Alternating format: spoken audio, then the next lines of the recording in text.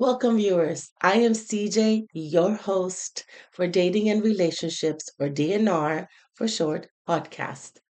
I am excited to bring you real, authentic conversations about dating and relationships from all aspects of today. We're here sharing issues, questions, and or stories that will hopefully bring to light some answers, light entertainment, and more understanding of today's dating and relationship worlds we all have encountered.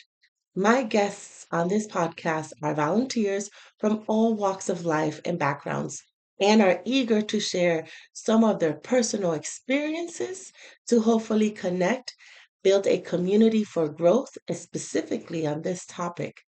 Viewers are welcome to share some of their stories or if they relate to a specific episode, but in a very respectful and cordial manner. The hope is to reach as many viewers as possible, hopefully worldwide, to create understanding, communicate and learn from one another, and also to come together.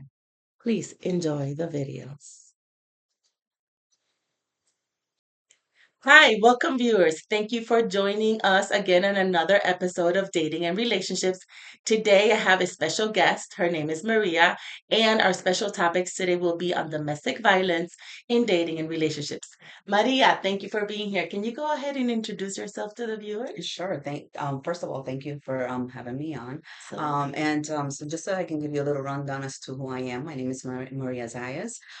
I have a psychology degree, and I have also credentials as a transformational life coach as well as a recovery trauma life coach. Reason being, due to the fact that I've actually been through a domestic violence situation, and today I am a survivor. I have also been in working within the higher ed system for at least about 30 years now. Wow, that's great, Maria. So, what we're going to do is we're going to go straight and get into the questions. Sure.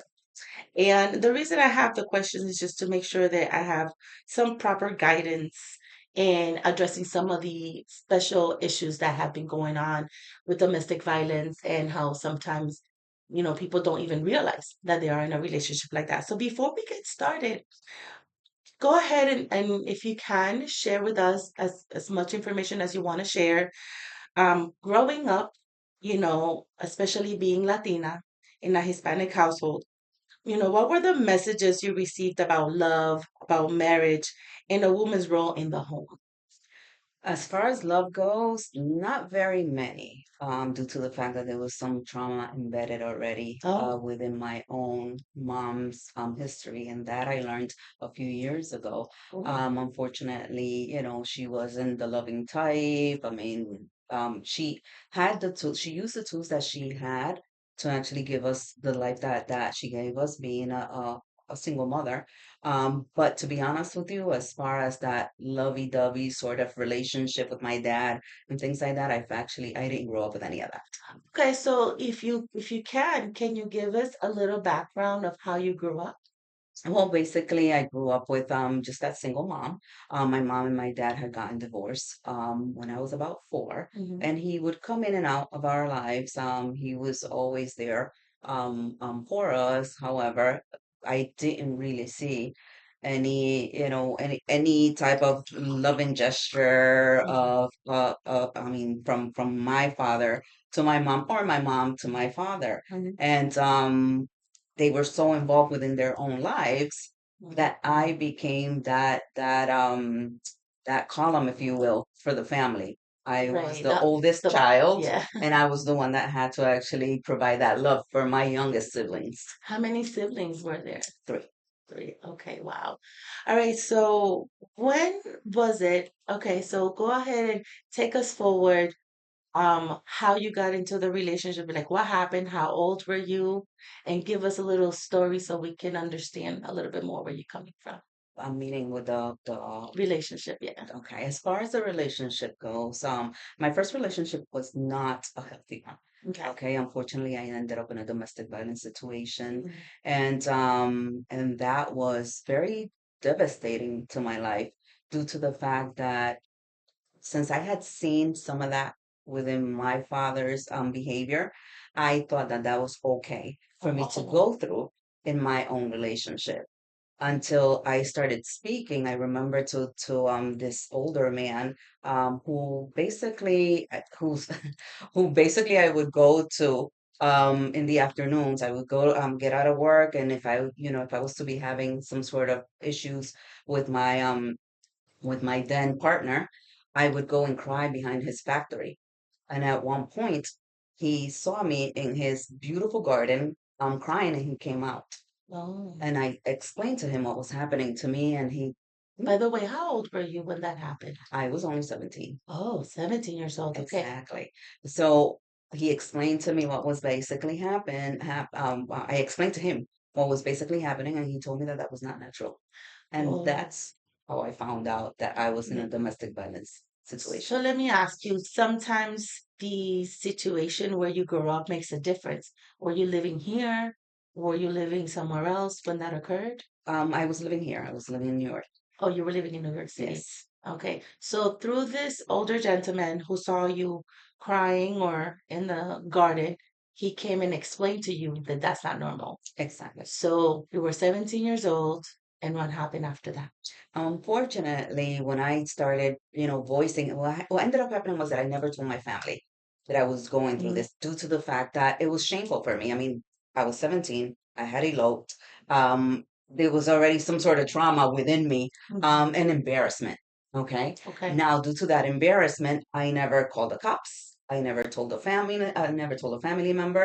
The only one that knew was one of my friends, Dominga, Okay. and she was the one that I would share things with. But again, she was also young, and she can really help me navigate.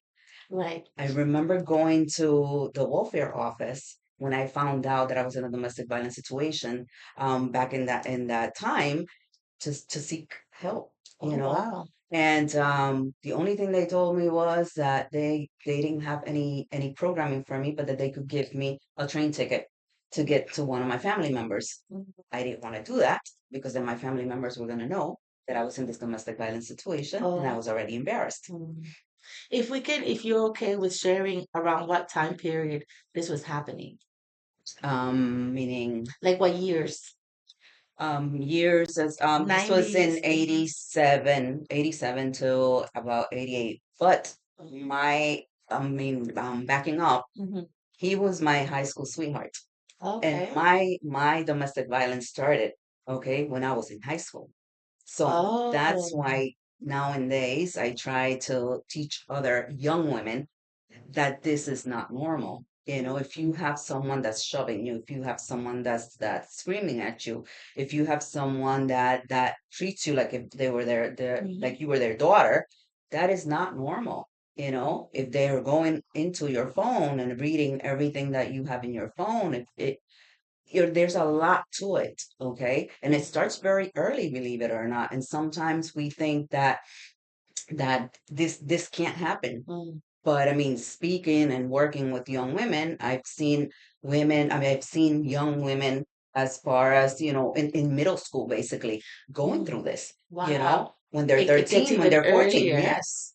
So this 13, 14. behavior that a lot of these individuals are in, or they probably see this as normal, is as early as maybe 12 years old. It could be. It could be. Mm, wow. I mean, I've worked with 13, 14 year olds, and unfortunately, some of the young men, Hmm. if this is actually what they're seeing, this is basically what they bring on to their Relationship. relationships. So we just need to teach our young people that this is not, Mm. it's not a healthy relationship. We need to teach them what a real healthy relationship is.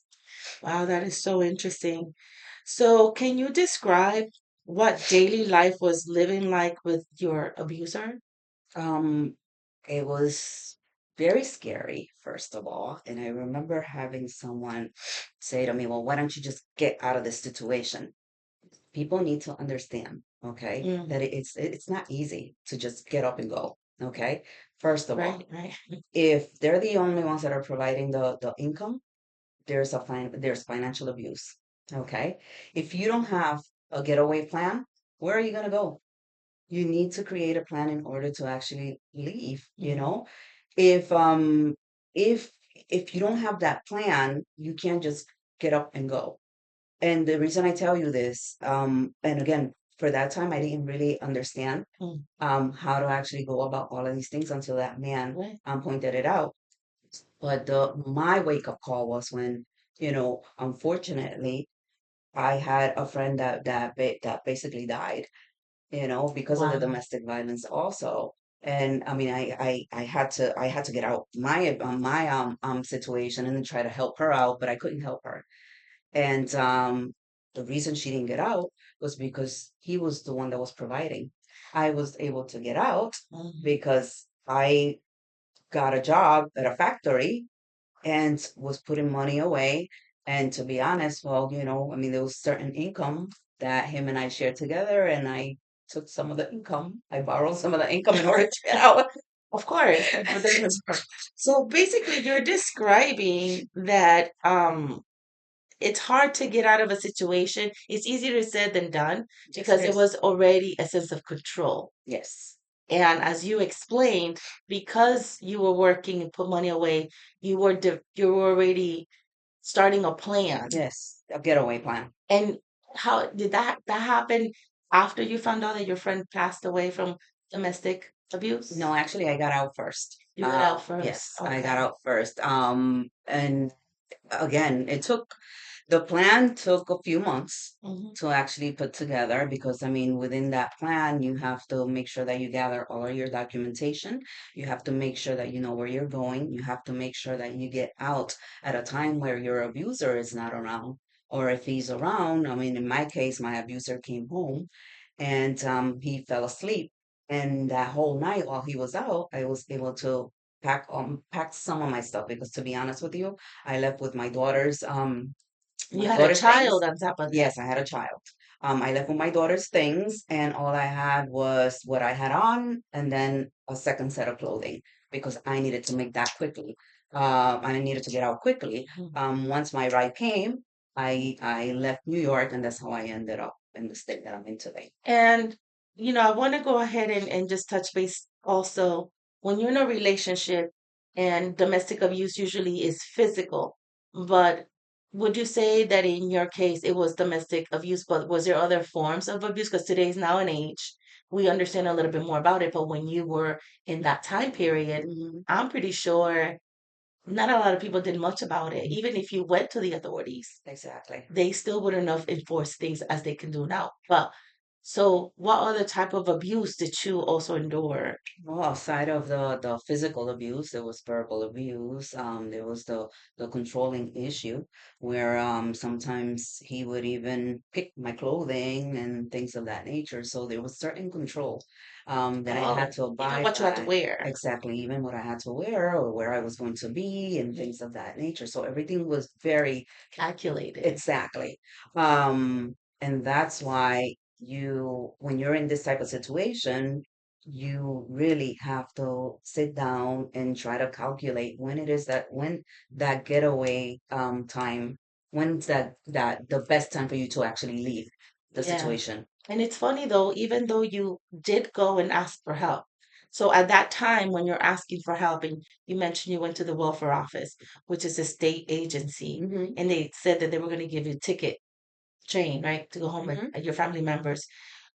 Was there anyone at that time that you felt you could trust? Yeah, to be honest with you, after that, I didn't feel I could trust anybody. But Wow. that man that was giving me direction. He was an older person. He had children and he had a daughter my age. And I think that's why he decided to help me Um, and give me that guidance. He basically taught me how to navigate. He gave me direction and taught me how to navigate wow. and basically helped me get out. So I mean, once I got out, I ended up in the state that I'm in. But my abuser did find me. And then after that, I had to move from one address to another for Mhm. about, I want to say 4 years, I would say. We moved 2 or 3 times. So let me ask you, well, now as a single mom, you ran away. How old was your daughter at the time? At the time, my daughter was just months. Months old. Okay. Yes. What time of the year this was? Because this is New York Sh- City. she was born in 87. But was it winter, summer? Oh, the station. It was summertime. It was I actually summertime. left. Yeah. Okay. The reason I ask is sometimes that can deter someone, Mm-hmm. but when you're in a dire situation nowadays, there's more things in Oh, there place. But is. sometimes people might be in that situation now Mm-hmm. and may not do anything because they don't know, like you mentioned, what to do. Exactly. So you would say you didn't want your family to know because you said you felt ashamed. But Yes. what was the relationship with your family during that time? There was none. No I just support, no. no. I mean, I had my mom, and like I said, she used the tools that she had to actually help me along the way, but she didn't know what was really happening. Right. The rest of the family, I just didn't. It was just a taboo within the family if it ever happened to anybody, and to be honest with you, I was just so embarrassed and ashamed of the fact that, I had become a young mother. And then on top of it, I had to leave with this person, and he became my abuser. So it was a lot to take on Wow. at that Wow. age. So let me ask you this. Were when you left, right? You said that he found you. Mhm. And what was the next step for you? You said you left the state. And what did you do when he found you? Well, Like that must have been scary. yes, I mean he came over and basically asked to take my daughter, so to be with my daughter, and Oh, he got lost with my daughter for about a month. he kidnapped your daughter. Basically, I mean, I had Basically. given him permission to take her and And bring her back, yeah. but he just decided that this was the way that he was gonna go, and Do you think he did that to control you? yeah, definitely, definitely. Yeah. He wanted me to basically come back, and I'm assuming that was his mindset at that moment. So let me ask you now that let's go ahead and fast forward a little bit of that, right? And you saw that happening, that made you come to where you live now in the state Hmm. and start a new life. Hmm. And you also mentioned that it was hard for you to trust anyone. Hmm. So what was the experience when you came here, like alone? What happened in your new life? Well, I I was devastated, first of all. I had no self-esteem. Mhm. And I had to reconstruct myself. I had to rebuild myself, and that Mm. was extremely difficult. So the way I actually started was by getting an education. Back in the days, it was easier for me to get an education because I didn't come from a wealthy family. I didn't have any money. I couldn't put up a business or anything, but an education I could get. So I started with an education. I found a mentor who was Miss Christine Wilkes, who was a God sent. She was an angel in my life. Okay, I had four little angels, and she was my That's first always angel. good. Yeah, and that angel basically helped me navigate the college system. She put me into college. She gave me a job as a tutor at a local high school, and tutored me and just helped me navigate throughout this whole ordeal. She became my tutor. She started reconstructing. She was my mentor, and it's funny because she had said, I did something, and she said, you're a natural born leader and you don't know it yet. But we're gonna get you there. Mhm. And I says, okay. I says, you're crazy, but it's okay. I didn't have that, I didn't have that in me. I Yeah. mean, now I do because I reconstructed myself and I reinvented myself. But I had to take baby steps Mm-hmm. because people can see things that you don't see sometimes, Mm-hmm. and it's nice when people actually point it out and help you Mm-hmm. along the way. After I finished that education, I remember then we started working on refining myself. So she sent me to a refinement school, I mean to work a refinement class, meaning so that I can learn how to properly eat, so I Like can an learn etiquette class. etiquette class. Yes, well said. So she sent me to this etiquette class, and then she began that process with me, of rebuilding. So she was basically my coach at that time. Mm-hmm. And I didn't know that's what she was doing, but she would do it with such loving and, in such a loving way. Yeah. She was so empathetic towards me that I honestly saw her as that big example that I wanted to follow. Yeah. I can go ahead and coincide with that because sometimes when people try to help in a situation, they come at you like, what are you doing? You got to do this, you got to do that. And then she was probably more like, no, it's probably good if you do this. Exactly. And so it doesn't make you defensive or put Mm-hmm. up that wall. And, Yes. you and I are in similar capacities, and we understand that when we go, we mean well, we want to help people out. Mm-hmm. Sometimes they're not receptive because they're automatically, those walls are up. So you think that Miss Wilkes, Yeah. she basically helped you break down some of those walls so you could Yes, trust again? definitely. I had a complete what a wall, a force field, I called it, And my force field, Yeah, no one could penetrate that force field because I became so angered with the world. yeah. I didn't want to know about men because I thought every man was going to actually treat me the same way. I wanted to learn how to love me before I could love anybody else. And that's what dating and relationships is all about. You have to start with yourself whenever, you know, I can attest to that too. I was in a similar situation, which you are aware of too. And before you're in that situation, you think you're unstoppable. And all of a sudden, you're in a relationship that's domestic, and it breaks every piece of what you believe yourself in. True. And you think you're strong. You really think you're strong until you encounter something stronger than you. So I can Hmm. attest to that. But as far as rebuilding, I understand that piece Hmm. because you were young and you were really molding yourself to where you at. For those folks who are adults and already know who they are, and then they get into a situation similar, and they can break you down so easily, Hmm. and then all of a sudden to rebuild yourself again. How it happened to me, if I can share a little bit too, is it's like a wake up call. Once that person is no longer in your life, you go through that period of depression, you go through the Hmm. period of like a fog, right, that you don't know what happened. And all of a sudden you start to realize certain things that it wasn't normal. Exactly. And then we're the type of people that we care a lot, and we actually cared what the other person thought or felt.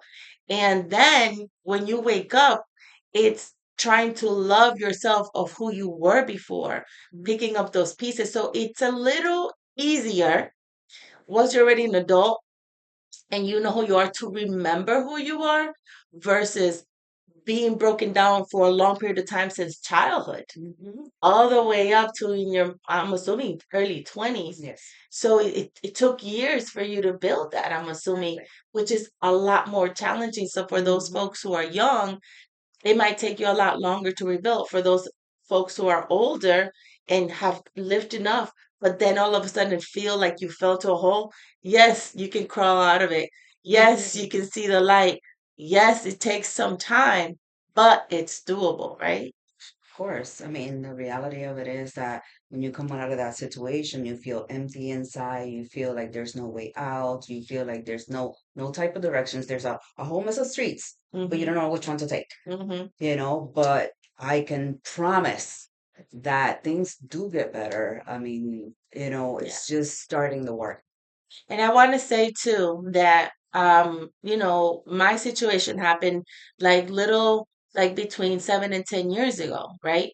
But because I had met her, and she has shared privately to me her experience, that gave me the confidence to open up to her and talk to her about the situation. And then she gave me some guidance. So it's true.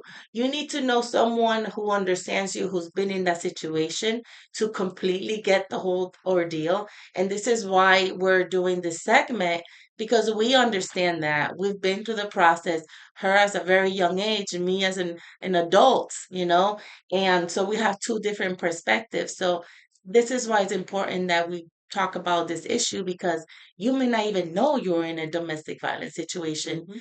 because you may not know any better, right? Exactly. My thing is, if it doesn't feel comfortable, then look into it. Because right now, we have, we can look up information.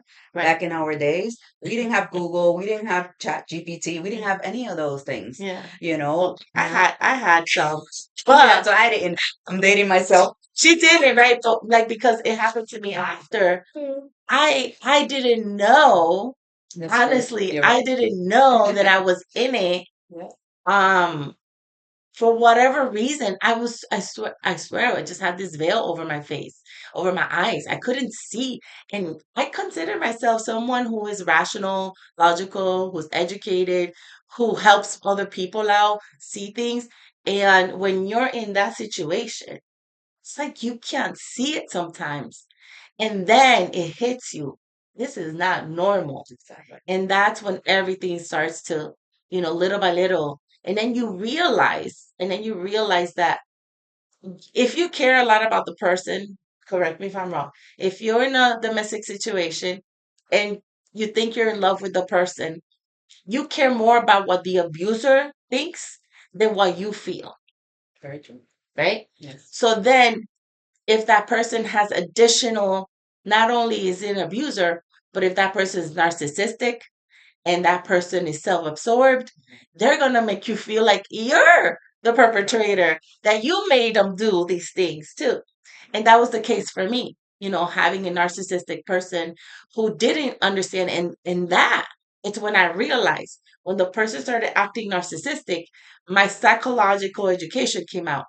And psychologically, he couldn't break me, but emotionally, he Mm-hmm. did. And so he had that. And I think I know where you're coming from because after you experience that and you have this force field, you start to create walls. And then over time, little by little, you learn to drop them depending on who you're around. And there are other people around you that might cause triggers. So Sure. let me go back to you. So as this journey went on and you moved on from that situation, and Miss Wilkes was a great mentor, what happened after that? So after I left Miss Wilkes, well, she was always in my life somehow. But then I moved on. I started at a community college. Later on moved on to my 4 year at college.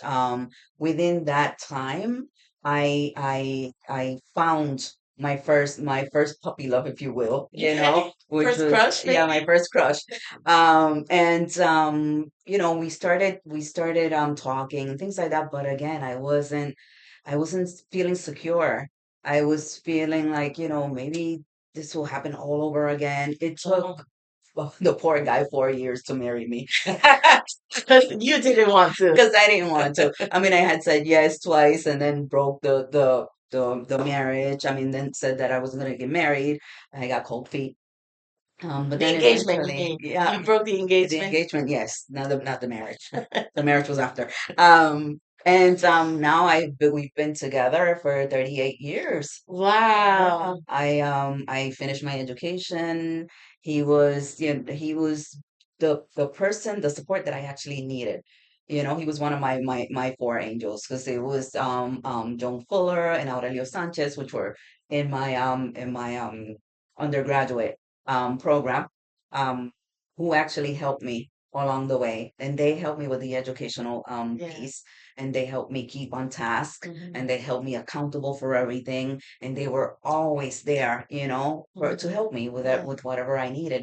My husband, now, basically was there for that emotional support. And it was funny because, I mean, he came from a very loving family. Well, I had the opposite. Yes. So he taught me Hmm. how to actually be more loving because I was just so afraid that I wouldn't basically open up. I wouldn't, do that lovey-dovey thing. Like, come over and give him a kiss, or give You him were a very hug. affectionate. And yeah, I wasn't that affectionate, and he was the one that taught me how to actually do that. Eventually, he was able to pierce through that force field, and that force field completely came down.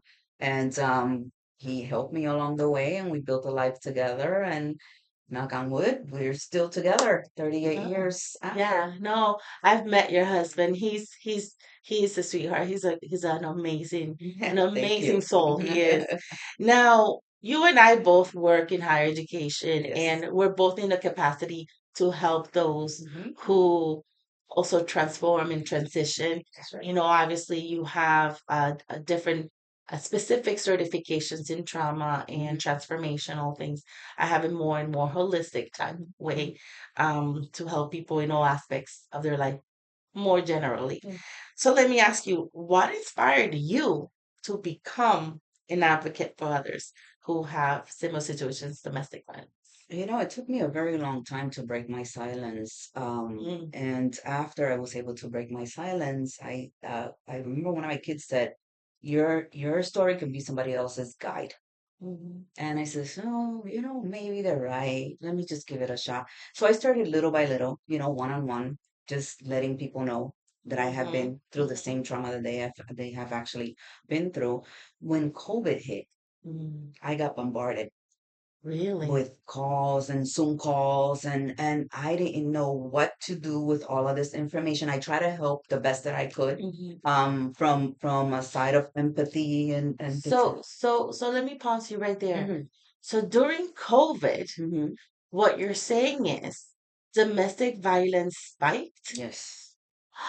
Can you talk a Yeah. little bit more about that? Well, with during COVID, as I was talking to many of the students and people that I was working with, a lot of them opened up through that Zoom, Session, session. when you're working. And when I started seeing this, I started opening up more and talking about it. And I remember that one specific girl said to me, "Have you thought of becoming a life coach?"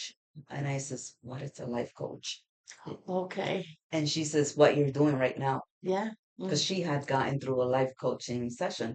And I looked into it and became certified. And I started off one on one mhm, with people. And then I moved on to groups of mhm, people. mhm. And now I'm working with the retreat portion of it, where we start off together and then later on go into a retreat and try to help people Yeah. to reinvent themselves and, cure themselves, if you will, heal themselves from the inside out. Think about it. Everybody was confined. So Yeah. imagine if you're confined with your abuser Mm-hmm. 24/7. Mm-hmm. I'm That's scary. It was very And you know what? scary. That's something that they don't talk about. I don't think I've ever, they talk about a lot of people during COVID who passed away in the hospitals because of COVID. I'm wondering if it was really COVID now. Yeah. Well, I don't know what the real numbers are, to be honest with you. From my perspective, that's what I saw.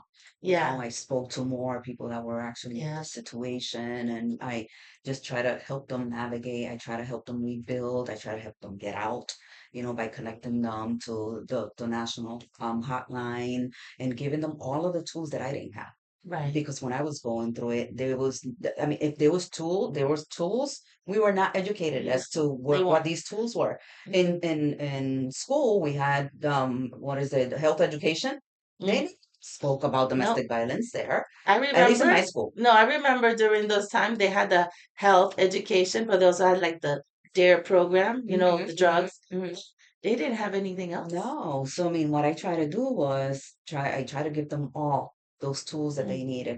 I tried, if they couldn't make the calls, I would actually make the calls for them. I would help them create that getaway plan, but during COVID it was really difficult to do the getaway Because they plan can't go anywhere. because they couldn't really go anywhere, Wow. I mean, and although that was the case, many programs were actually able to help out, and the hotline was excellent with a lot of these women that were going through that.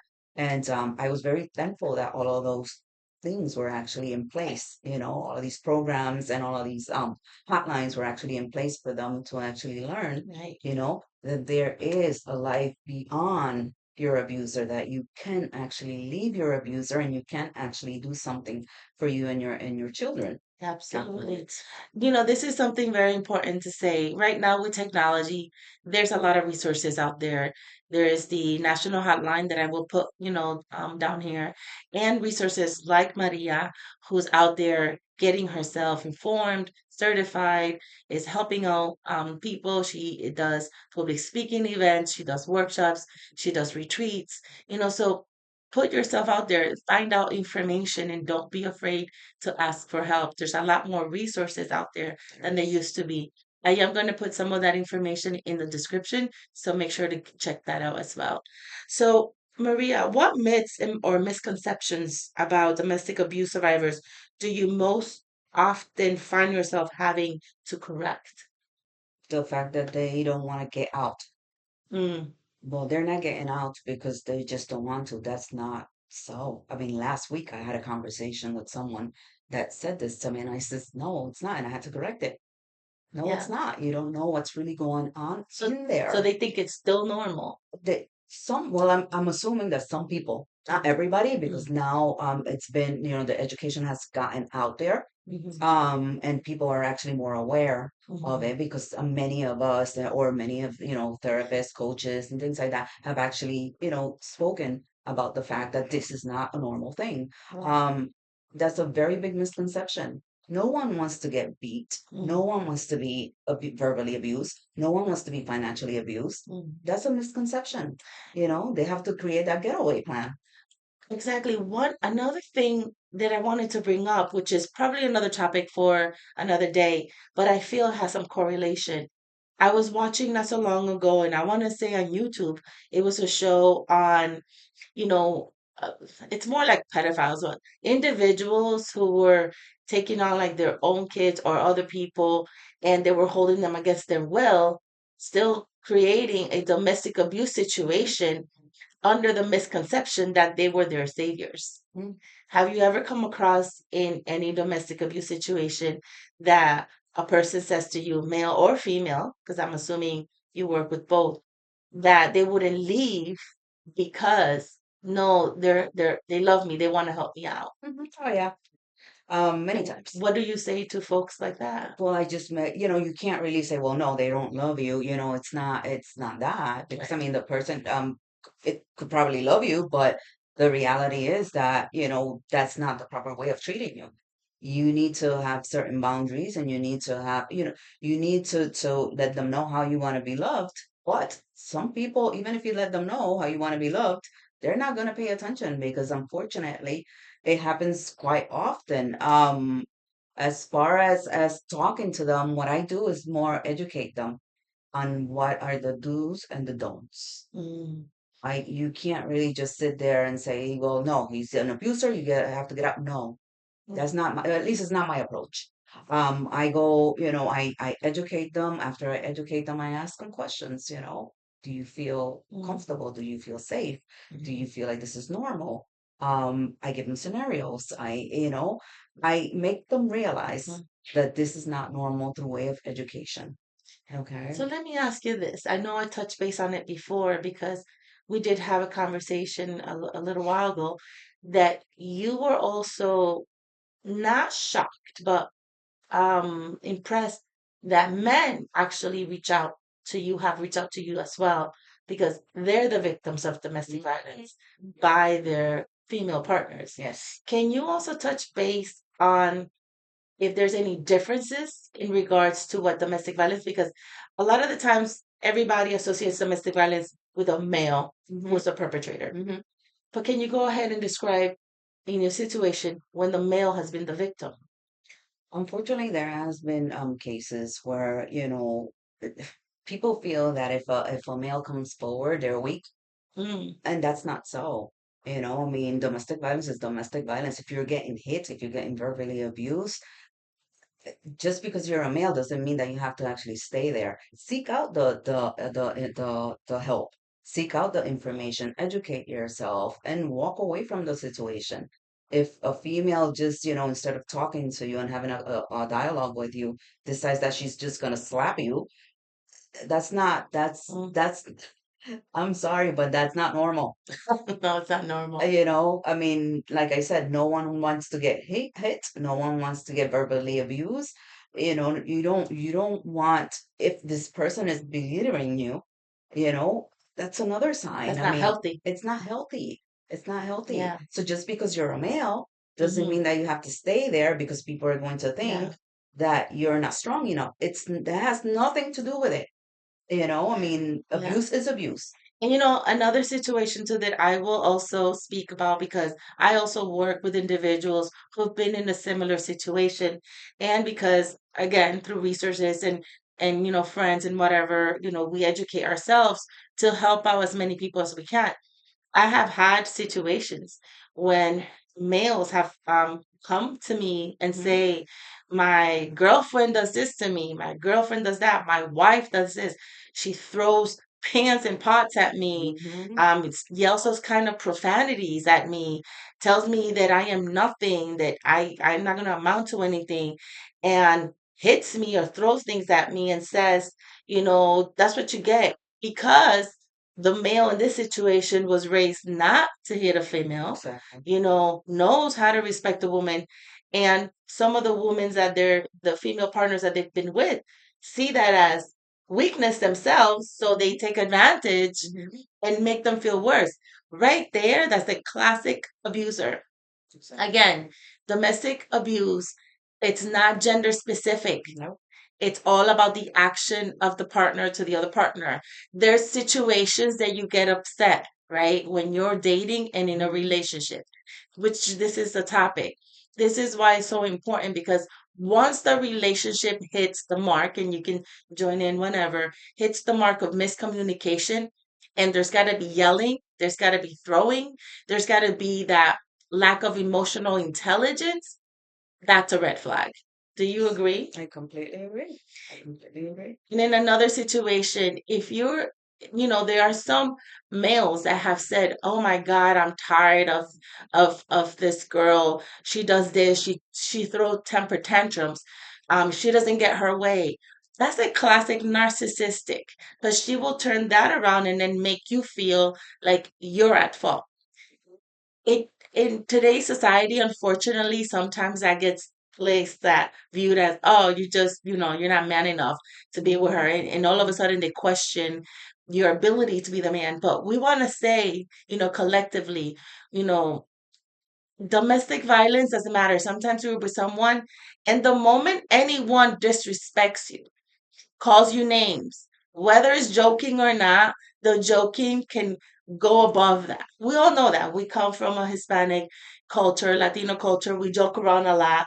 And sometimes those jokes cross boundaries.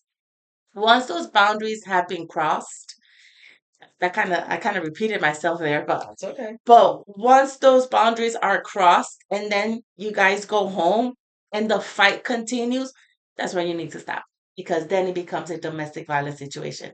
And then there's manipulators too. There might people there, females are usually known for this, who will go ahead and coax you and coax you and coax you until you will lose your temper and grab them, choke them, or pull their hair, whatever the case. And now you have a domestic violence on you. So it's tricky. And this is why we're talking about this. And this is so important in dating and relationships because it can happen while you're dating. It can happen on the first date. It can happen on the second date, right? Or it can happen when you've been with someone and you get married. And the moment you get married, the switch got flipped. Sure. And that could be both male and female. And sometimes, correct me if I'm wrong, they use the kids too, if there's kids involved. Oh yeah. They use the kids to say negative things to their partner. Sure. Like I've seen a mom say, "Oh, your dad is this. Go tell dad that he's like a dumb." Yeah, I'm not gonna go crazy. But the kid will then go and repeat it to the dad and already start a chain of disrespect. Yeah. No. It has to stop at a point. So in that situation, I would recommend one, counseling, or two, learn how to communicate with you. So can you speak a little bit about that in that kind of scenario? Because there might be a lot of folks out there who are in a situation that they're probably borderline miscommunicating or angry at each other. What is the best way to just to give them a little taste of what it is that you do, what they can do in that situation? Well, first of all, communication is the key. Okay. Absolutely. And if there's no type of communication, then you need a mediator. And that Mhm. mediator would be, maybe a marriage therapist, a clinician, a coach, if the coach has vast experience. But both of you need to actually come to the table ready to hear out what that mediator is going to actually be, not assigning you, but basically giving you advice. You got to take their advice, okay? And both partners have to work at it because this is not a one side type of deal. Mhm. I mean, I said earlier that I was married for 38 years. the whole 38 years have not been peachy. No, there's ups and There's downs. ups and exactly. But one thing that my husband and I actually did from very early on was come to the table every morning, okay, from Mhm. 6 to 7. We have our daily chat, okay. If we were pissed off at each other or upset at each other the night before, Yeah. well, this is where we're going to actually discuss this, but you have to have that communication. You have to let the other person speak. Okay. So basically, if you are dating or in a relationship for some time, um, establish a communication hour. Yeah, I mean, it's worked for me. I mean, to be honest with you, I mean, this that during that hour, that's the hour, and my kids knew, and you know, my kids, you can ask my kids knew that during that time, it was mom and dad time. Okay, and then they would come to the table, we'd Yeah. have breakfast together, we would have that dialogue with the kids, and then everybody was off to either work, school, or whatever it was that That we needed to. that's a really good structure too, because I myself have established a communication structure with my own kids. Exactly. And whenever there's a situation that they don't like or I don't like, Hmm. they know what to say, Hmm. and they use there's some magic words like, "Can I talk to you about something?" And no matter what I'm doing, it drops. No Hmm. matter who I'm with, Sure. it don't take any precedence. And so whenever I say to them, "Okay, we're having family meeting time," doesn't matter what they're doing, playing VR set, watching whatever, they drop it and they come down. It's something that gets established Hmm. from beginning, because what we're doing is showing them structure so when they get older they can pass this on. So if there's a couple, they have kids and they're starting to have trouble in the marriage, there's going to be trouble. There's going to be ups and downs. Start establishing a mode of communication. Exactly. Again, this is why we're doing this. We're trying to help folks who are dating in relationships get over that hump. Hmm. And whenever in doubt, sometimes there's friends who have certain opinions about X, Y, and Z. And if they're not neutral and they're not giving you really a good sound advice, and they're siding more with you than the other person, find out if that's even healthy too. So always seek out expert advice. Hmm. And if your friends are there for you, they should be telling you to seek advice. Unless they have a certification, like myself. Or maybe, No, just take the information and then get more information. Just do more research, right? oh, I totally agree. I mean, and there's those friends that have been married for a while that could possibly Yeah, also help you navigate if you don't want to go the correct. therapy route. There's your spiritual leaders Mm-hmm. if they have the tools, because not Right. because they're everybody's spiritual leader. They don't have. Exactly. So they I have to be agree. well rounded and have had, you know, have had a marriage and things like that. But yeah, basically, I mean, that's what's worked for me. Like I said, you know, not all marriages are perfect because they're not gonna be, there's always going There's to be nothing that's perfect. disagreements. There's nothing that's You perfect. know, the part of the disagreement is, you know, talking it out and trying to solve it in Hmm. a healthy way by smacking each other down or, you know, verbally abusing each other and doing things like that. You ain't gonna get anywhere. No. But into domestic abuse type of situation where the person that's actually being the abuser could possibly face, you know, charges, and the other person can actually, you know, build that trauma within, and that's not what we want, you know, within a relationship. I wanted to also ask you, because as you were speaking there, in communication, and earlier I said joking around, I noticed one thing for sure. And again, tell me what you think. Sometimes relationships, when they start with, "Oh, I'm very sarcastic, have a lot of sarcasm, and if you're sarcastic, we're going to hit it off." Over time, I have noticed the sarcasm becomes insults, and insults then become abuse. Do you agree in your Yeah, experience? true. I mean, the reality of it is that you, one thing that we need to keep in mind is that when we get married, we come from two different backgrounds. Hmm. Okay. And then those two different backgrounds are going to actually come together. If one had trauma within their family circle, they're going to probably bring in that trauma. Okay. And It's not even realize it. and not even realize it. So both of you just need to work on what it is that's actually what the root of things are in Right. order to actually make things better. And if you start there and have a personal interest for each other, Mhm. it works out better. Yeah. Yeah, I've experienced several folks, females who have had trauma and they haven't been able to have a successful relationship or a Hmm. healthy relationship because while they're in that relationship, they think that other person should love them like this, and like that. Hmm. And once they don't do their expectations, they get verbally abusive. They get, they belittle the other person, and then they turn it around and try to blame it that it's on them.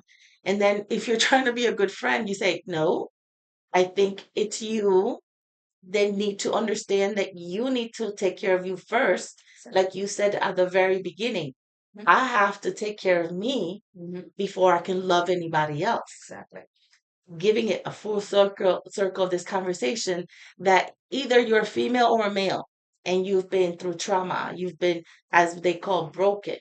How can you start a relationship or be in a relationship if you haven't healed that trauma, if you haven't healed that hurt? Because one way or another, it will come out or the person will get triggered. Do you agree? I agree. But in our situation, I was the one that came in with the trauma. Right. And due to my trauma, it became a little difficult at the Right. beginning. Yeah. The first few years were just, basically getting to know one another, and my husband was extremely patient. You said 4 years, right? But it Of was rejection, pretty much. yes, basically. But it was just my own, fears, my trauma, and Yes. things like that. Once he realized what was actually happening, because I told him, because he, at one point, I remember him saying, I'm here, but I'm here to work with you, never against you, because I love you. Wow.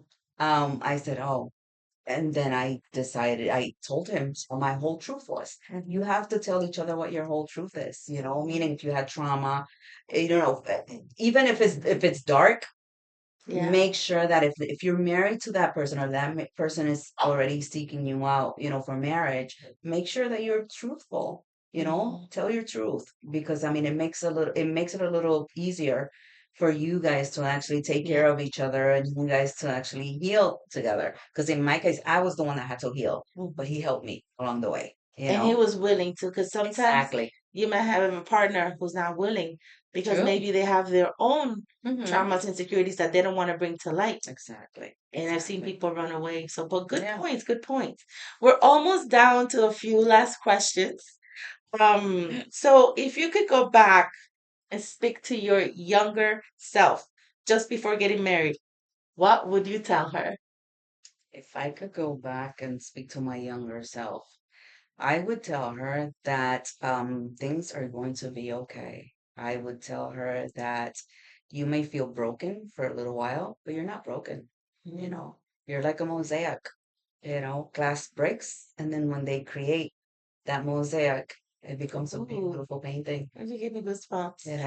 So hopefully that'll be the title to my book. No, let me stop. Yes.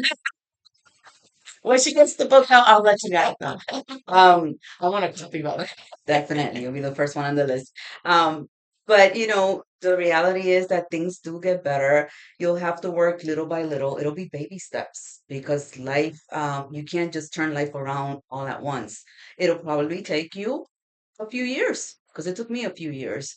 But then you become this empowered woman, okay, who can actually help others do the same thing that you did.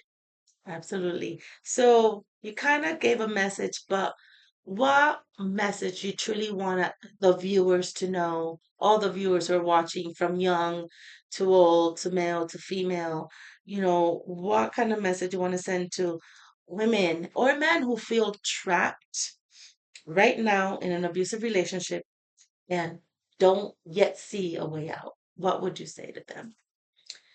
I would say look at your situation, seek out help, okay? Help comes in if you're in a school, speak to one of your counselors. Okay. If you are in a group of friends, make sure speak to the friend that has your best interest in mind and let her know. Create that plan. If you're within that abusive situation, maybe have a signal as to when the abuse is actually getting really harsh so that your friend or your neighbor can actually call the police. Start creating that plan. If you're on Zoom or something and things are getting heated within your home, there's the national sign of help, which is basically you put your thumb in the middle of your hand and close down your hand. Okay. And that means, help. So you can do little things here and there. Create that plan. The plan is not going to be, you won't be able to create a plan within like a week or so. But start with your financial piece. If you are the person that actually manages money, make sure that you have, the money that goes in the bank and then a little bit you set aside, okay, for your getaway.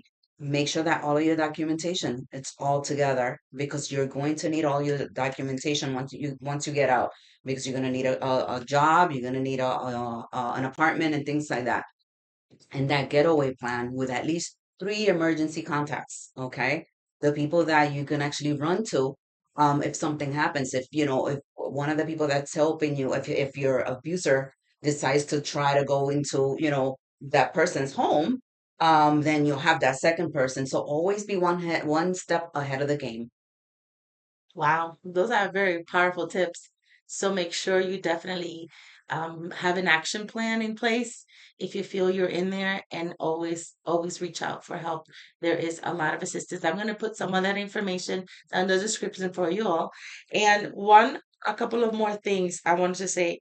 What is your vision for the future, both personally and for the people that you are impacting through your work? My vision is to try to get to as many people that have this trauma or that are actually within the situation out. I'm, if I can just save one life, it's one life less that that's gone. Unfortunately, a lot of women are exactly lose their lives, and I couldn't get my friend out. And after that, I promised myself that I was going to try to educate as many people as I could as about domestic violence, how to actually create that getaway plan, and what are the do's and don'ts of it. Hopefully, within this work, I'm starting with very young women all the way Good. to women our age, because just because some women are well, you're not over 50, but I am. But domestic violence can come at any age, Mm. so I mean, I just like to be prepared so that I can, if I have to take them out and send them to a shelter, I can actually have those tools to do so, or have them, call the national line. If they can't call the national line, then I'll call the national line and find out. And you don't even have to call anymore. Now you can actually text them too. Oh, good. Yes, So all of this information will be in the in description. Carol's description.